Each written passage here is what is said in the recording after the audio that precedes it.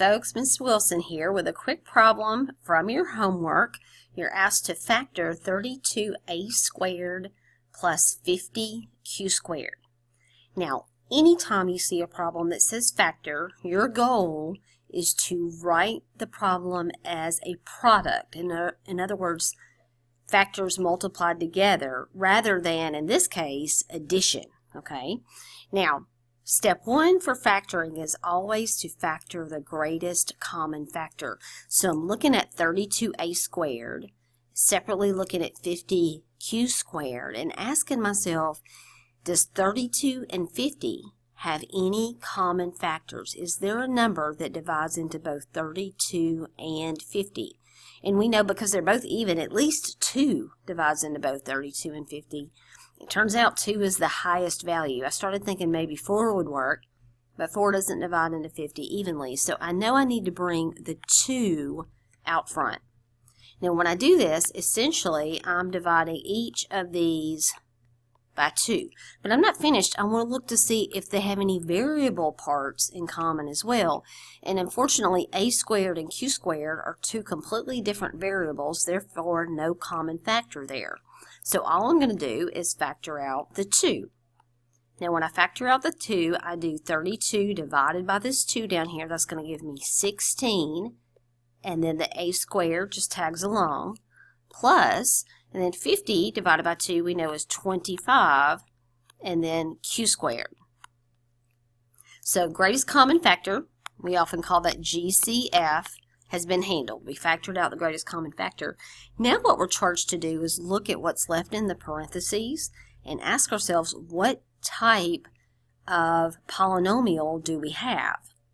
And if you go down some guidelines that I have in earlier videos and even in the beginning of the video for factoring special products, you'll notice that the very first thing is greatest common factor like we just did, and then you ask yourself, how many terms does it have? Notice this has got 2 terms. 16a squared is a term and 25q squared is a term. Notice that also these are perfect squares. 16 times a squared is a perfect square with the square root being 4a. 25q squared is a perfect square also with the square root being 5q. But you know what? Anytime you add perfect squares together, you have a problem that is no longer factorable. This alone is prime. Now, it doesn't mean the whole answer is prime because we factored out a greatest common factor. Our answer is 2 times 16a squared plus 25q squared. And we're done with it. That is what we call completely factored. But just in case you're curious, if this read instead 2 times 16a squared minus 25q squared, we would not be finished, okay? Because this is what we call a difference of perfect squares, and that can be factored again. So the 2 would come out front. You have 2 sets of parentheses, and inside the parentheses you have a binomial with a plus inside and a binomial with a minus. And what comes in the first position of each binomial is the square root of the first term, which we already talked about is 4a.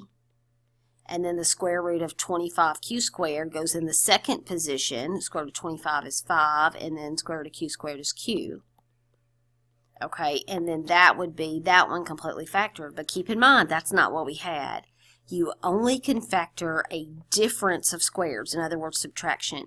You cannot factor a sum of squares. So inside this is prime, but this original problem is not prime because it had a greatest common factor, and that's our final answer. So somebody asked about that, which is a wonderful question. I'm so glad I could talk to you about it. Have a wonderful day.